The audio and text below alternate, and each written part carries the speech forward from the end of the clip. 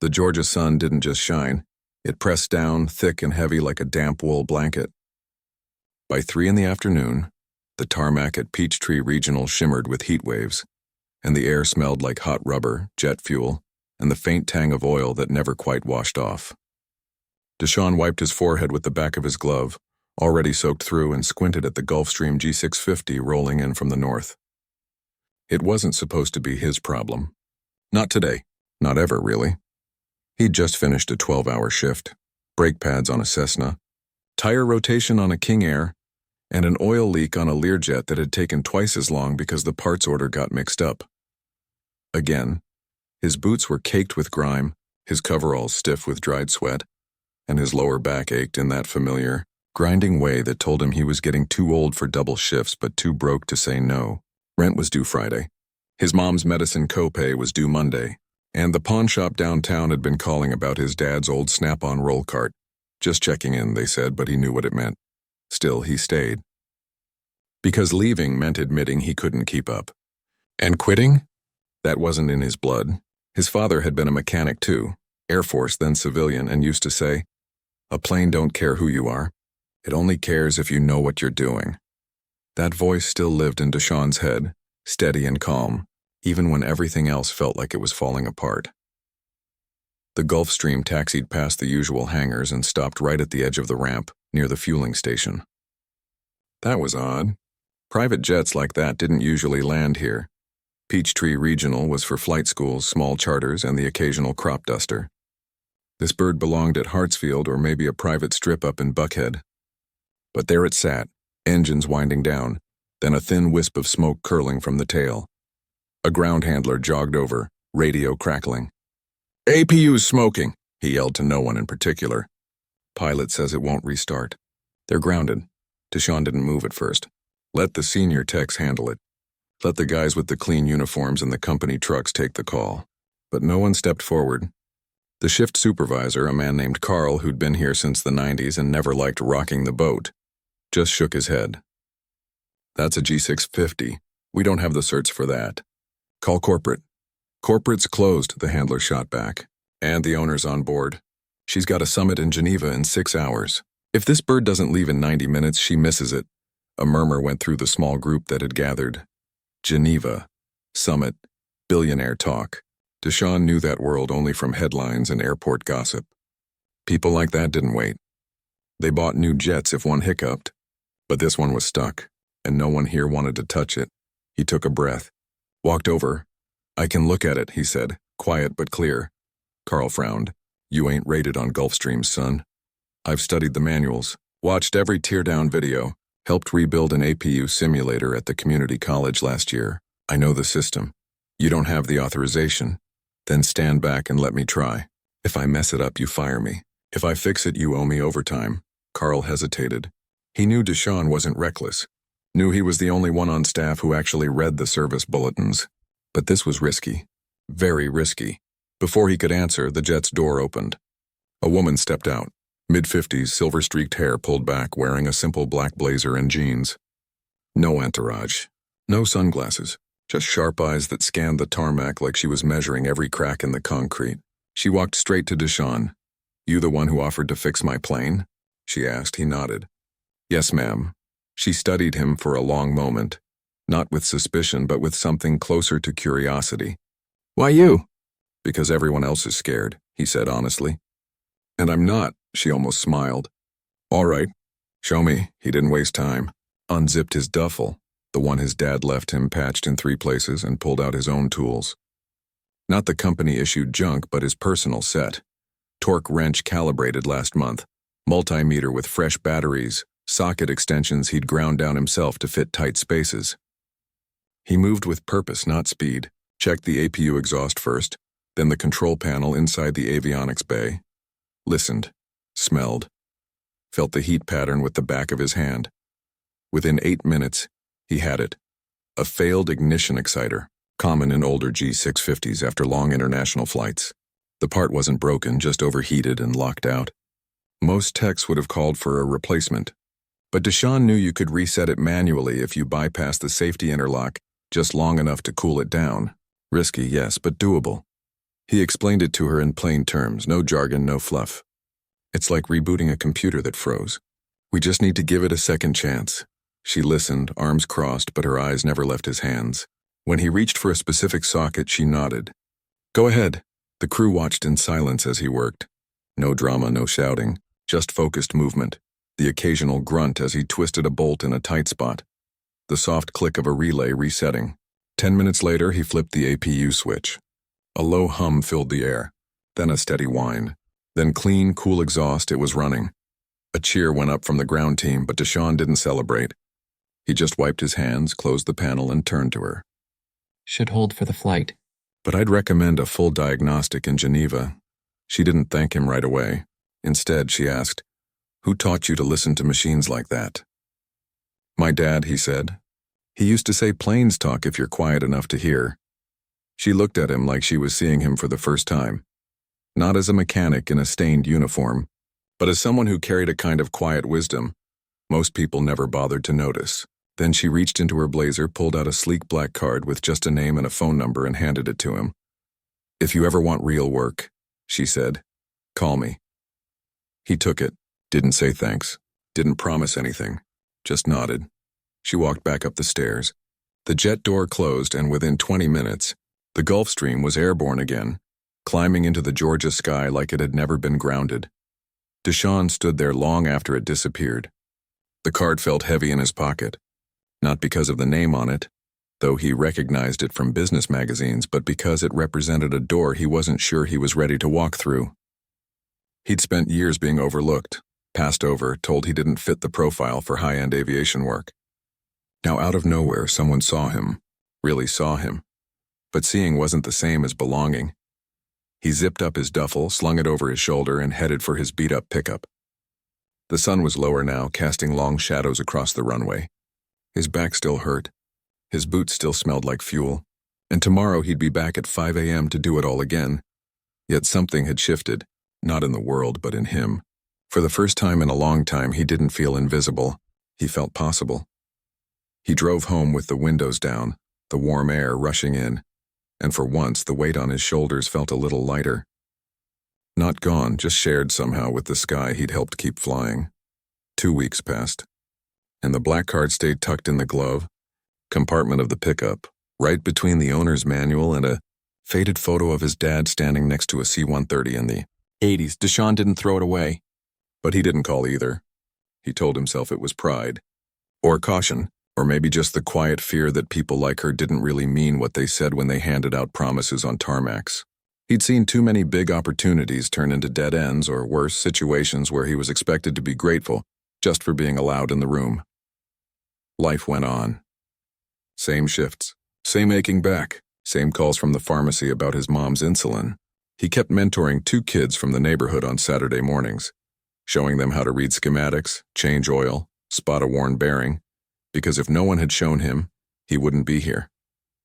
And here still felt fragile, like a wing held together by hope and duct tape.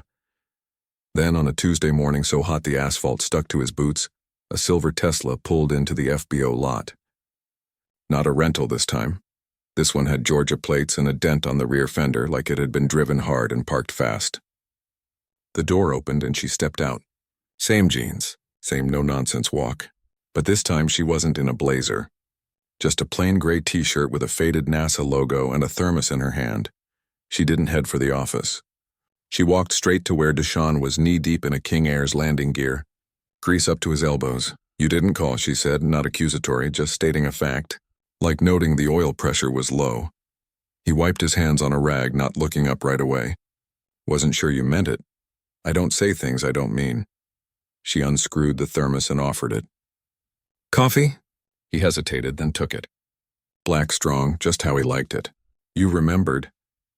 I pay attention. They stood there for a moment, the only sound the distant whine of a training plane taking off. She glanced around at the peeling paint on the hangar, the rust on the fuel truck, the way the AC unit on the office roof sputtered like it was on its last breath. This place is dying, she said. Yeah, he admitted, but it's all we've got. No, she corrected gently. It's all you've got, not all you could have. He finally looked at her. What do you want? I'm starting something new. a company focused on sustainable aviation, electric retrofits, hydrogen-compatible systems, training the next generation of techs who actually care about the planet and the craft. I need someone who understands machines at a soul level, not just how they work, but why they fail. Who sees the whole picture? And you think that's me? I know it's you. You didn't just fix my APU, you understood it. There's a difference, he laughed, but it was tired. Lady, I barely keep my truck running. I live in a 2-bedroom with my mom because the rent's cheap and she needs help. I don't have a degree from some fancy school. I don't network. I don't wear suits. I turn wrenches. And that's exactly why I need you, she said, stepping closer. The industry's full of people who talk about innovation but can't tell a torque spec from a tire gauge. I need someone grounded, real, someone who knows what it's like to fight for every inch. He was quiet for a long time. Then what's the catch? No catch. Salaries triple what you're making. Full benefits. Equity stake. You'd lead technical development. But, she paused, you'd have to move. We're based in Mojave, California, 3,000 miles away. His mom's doctor was here. His dad's grave was here. The kids he mentored, they counted on him showing up every Saturday. Leaving felt like betrayal. I can't, he said softly. Why not? Because my life isn't just about me. She nodded like she expected that. Then don't go alone. Bring your mom. We'll cover relocation, home care if she needs it. And those kids you teach? We'll fund a scholarship in your name. Turn it into a pipeline, get them internships, certifications, real futures. He stared at her. No one had ever offered to lift up his whole world, not just him. But why? He asked. Why me? You could hire 10 guys with PhDs and shiny resumes. Because resumes lie, she said. Hands don't. That day on the runway, you didn't see a billionaire. You saw a broken machine, and you fixed it without asking for anything.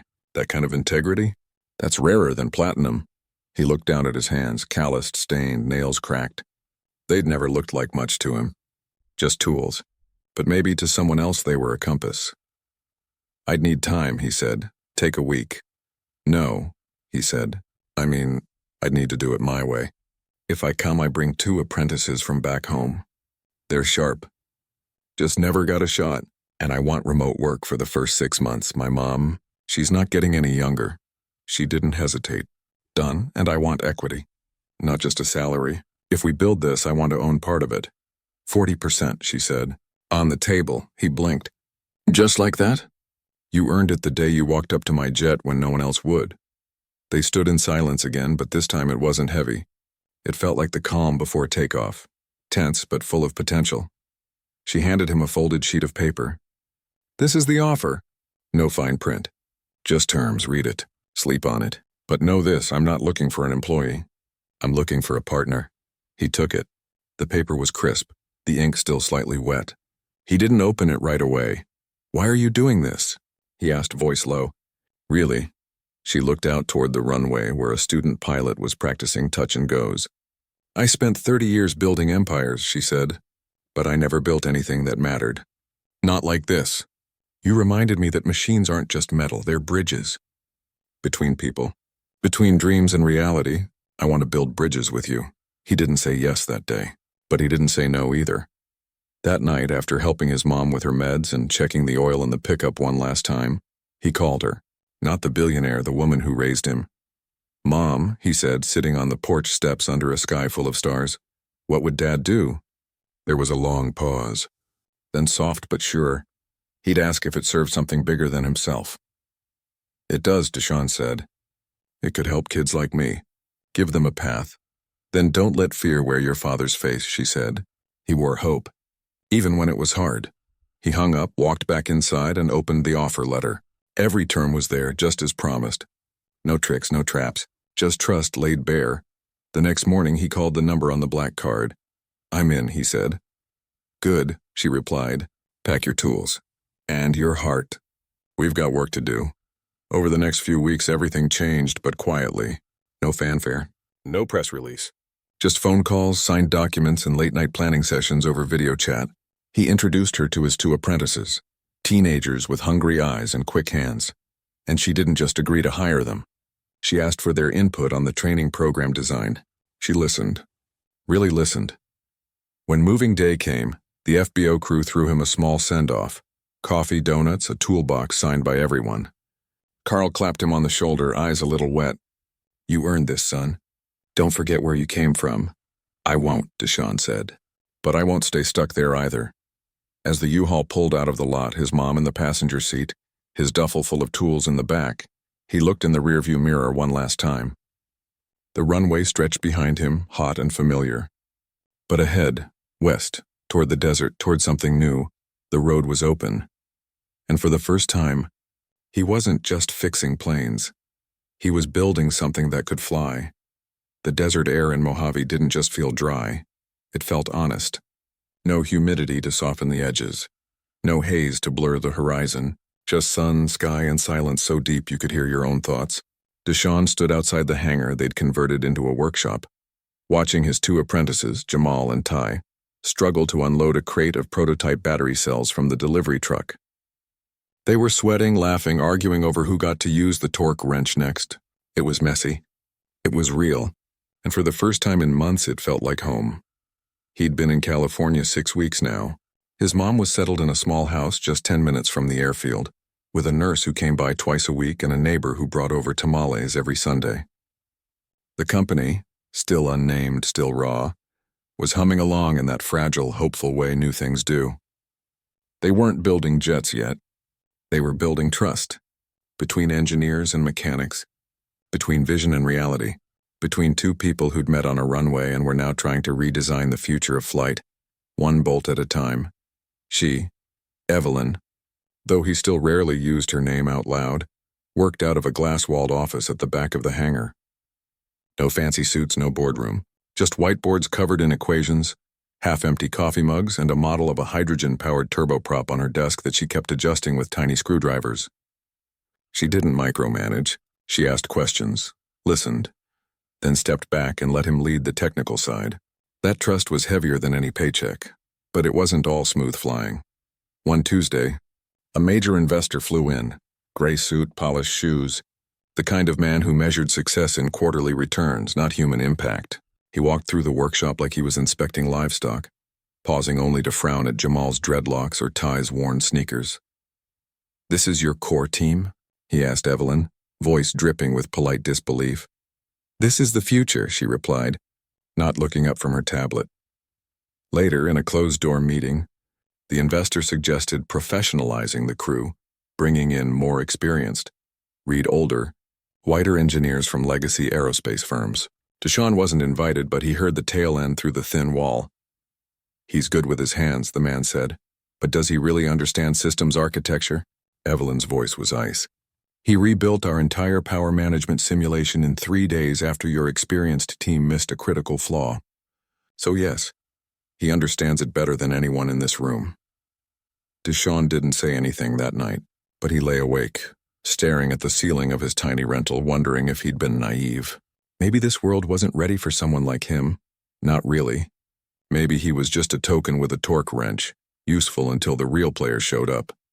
The next morning, Evelyn found him tightening bolts on a test rig, jaw set, movements sharp. "You heard," she said.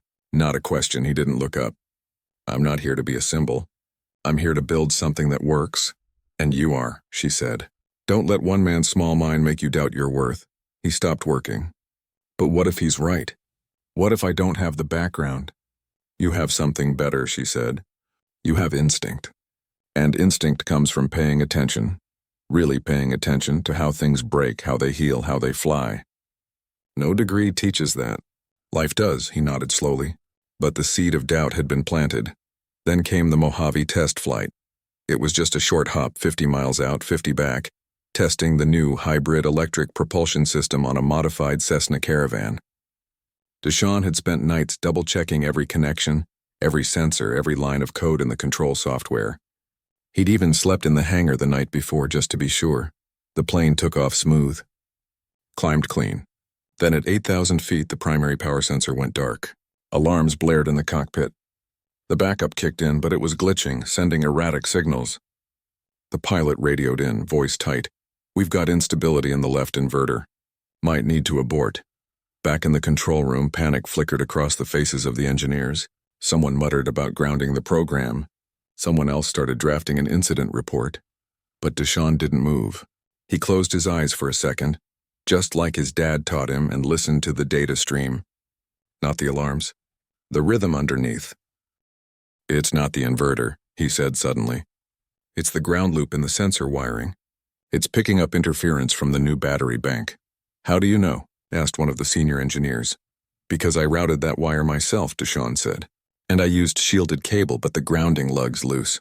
Vibrations causing intermittent contact. He grabbed the radio. Pilot, this is ground control. Switch to manual sensor override, channel B7. Then cycle the master breaker for 3 seconds. That'll reset the loop without dropping power. Silence. Then copy that. Cycling now. A long 10 seconds. Then stabilized. Systems green. The room exhaled. Later, after the plane landed safely and the team celebrated with cold sodas and shaky laughter, Evelyn pulled Deshaun aside. You didn't just fix it, she said. You knew it. I built it, he said simply. So I know its voice. That night, they sat on folding chairs outside the hangar watching the stars come out over the desert. No agenda, no strategy talk, just two people who'd been running their whole lives, finally sitting still. I used to think success was about being seen, she said quietly. Awards, headlines, board seats. But out here, it feels different. Like we're building something that might actually last. He nodded. My dad used to say the best repairs are the ones nobody notices. The plane just keeps flying like nothing happened. Maybe that's the goal, she said. Not to be famous. Just to make things work. Better, cleaner, fairer. He looked at her then. Not as the billionaire, not as the boss, but as someone who carried her own kind of loneliness. She'd built empires, but who had she built them with? You ever feel like you're pretending? He asked. All the time, she admitted. Especially around people who think money means you've got it all figured out. They sat in silence for a while, the desert wind whispering through the scrub brush. Then she turned to him. You don't look at me like I'm a bank account. He almost smiled. I look at you like someone who finally gets it. What's that? That machines and people aren't problems to solve. They're stories to listen to. She didn't respond right away. But when she did, her voice was softer than he'd ever heard it. I've spent my life being admired for my mind, she said, but never truly seen. Until that day on the runway. He didn't say anything, just handed her a soda from the cooler. She took it. Their fingers brushed, brief, accidental, but something passed between them. Not romance, not yet, but something deeper. Recognition. In the weeks that followed, the work deepened. They redesigned the sensor harness with double shielding, trained Jamal and Ty on electromagnetic interference protocols, filed a patent for a new grounding system Deshaun sketched on a napkin. The company started to feel less like a startup and more like a family, one built on respect, not hierarchy. Then came the call from Geneva. The Green Aviation Summit wanted them to present, not just as exhibitors, but as keynote speakers, a chance to show the world what they'd built. Evelyn looked at Deshaun across the workbench. We go together, he hesitated. I've never spoken in front of more than 10 people. You'll be fine, she said. Just talk like you do here. Like you're explaining something to someone who wants to learn. He thought about it, then nodded. All right, but only if Jamal and Ty come too. They're part of this, of course, she said. This isn't my vision. It's ours. As they packed for the trip, Deshaun found himself looking at the desert differently. It wasn't just empty space anymore. It was a blank page, and they were writing on it, not with ink, but with wires, wings, and the quiet belief that the sky didn't belong to the privileged few, but to anyone willing to look up and dream. He still didn't know where this path would lead, but for the first time he wasn't walking it alone, and that made all the difference. Geneva in the fall was nothing like Georgia or the Mojave Desert. The air was crisp, the streets clean and quiet. And the conference center, glass and steel wrapped around a view of snow-capped mountains, felt more like a museum than a place for wrenches and wiring diagrams.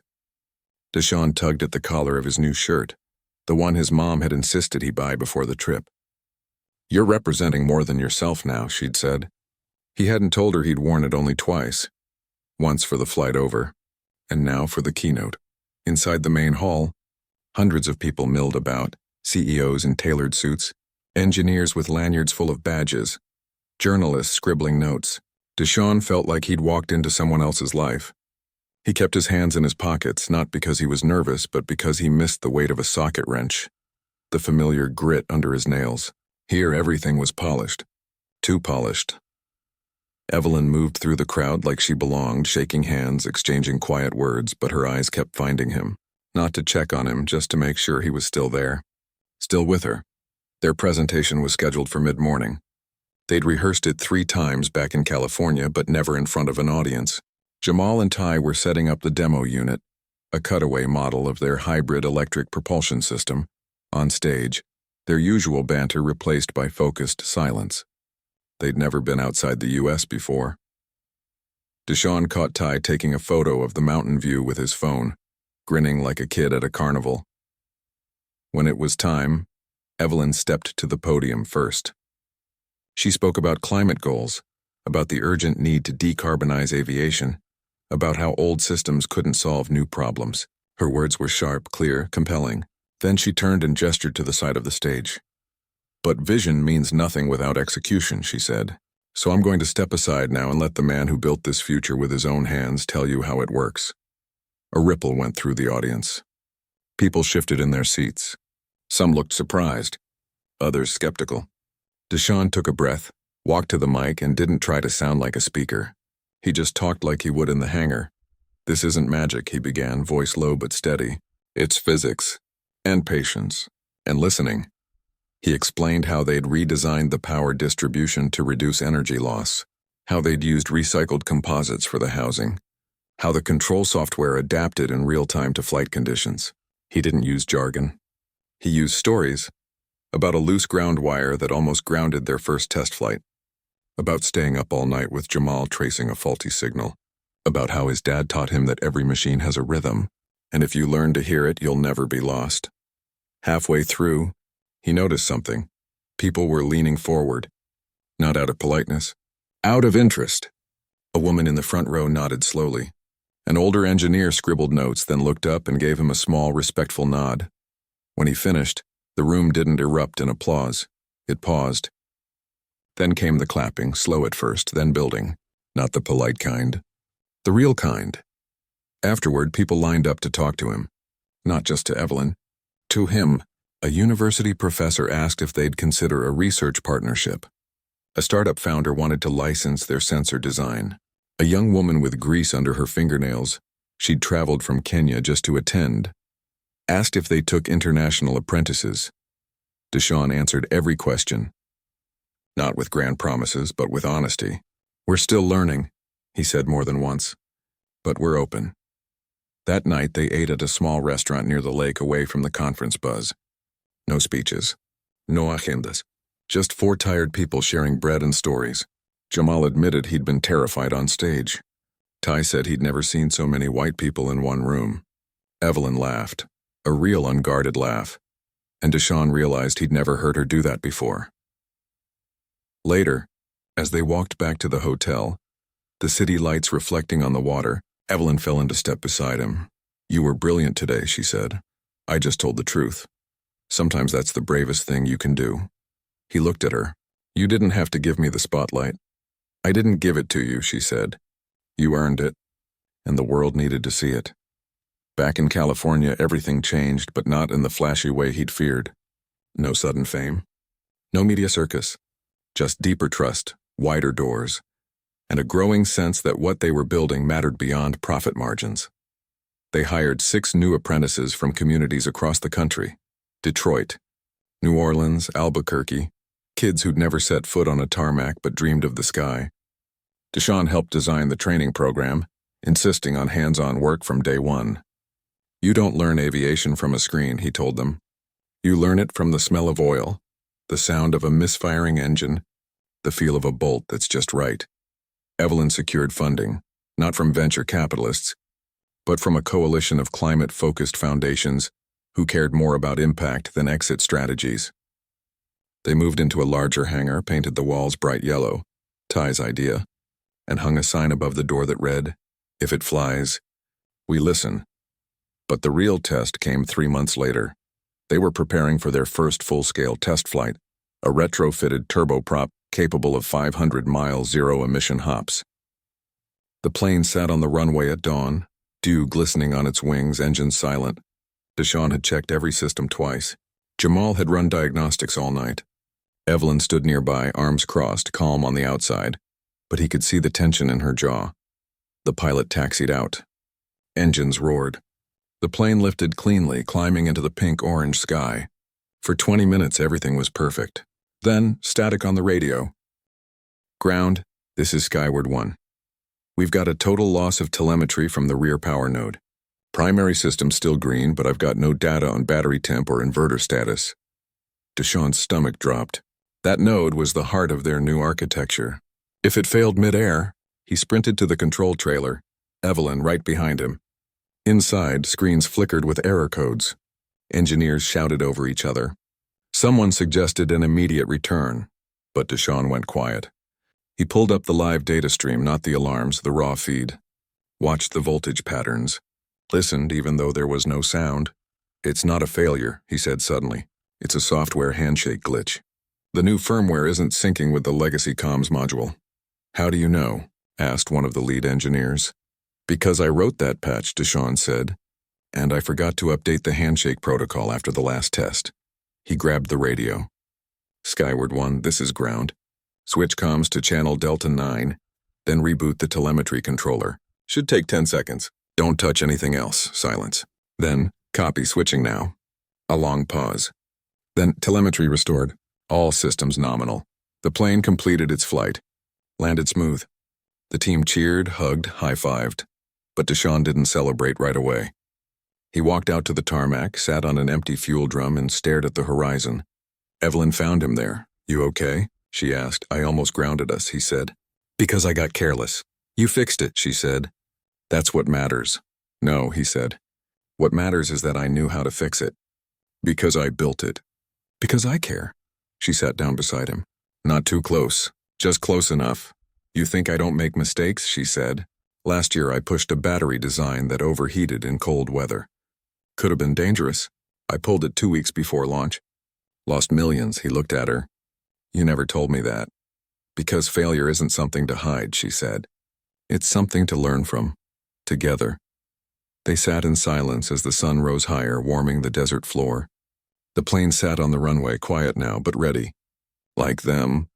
Later that week, over diner coffee at 3 a.m. after another all-nighter, Evelyn said something that stayed with him.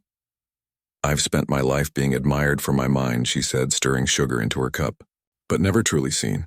You don't look at me like I'm a bank account. He looked up from his notes. I look at you like someone who finally gets it. What's that?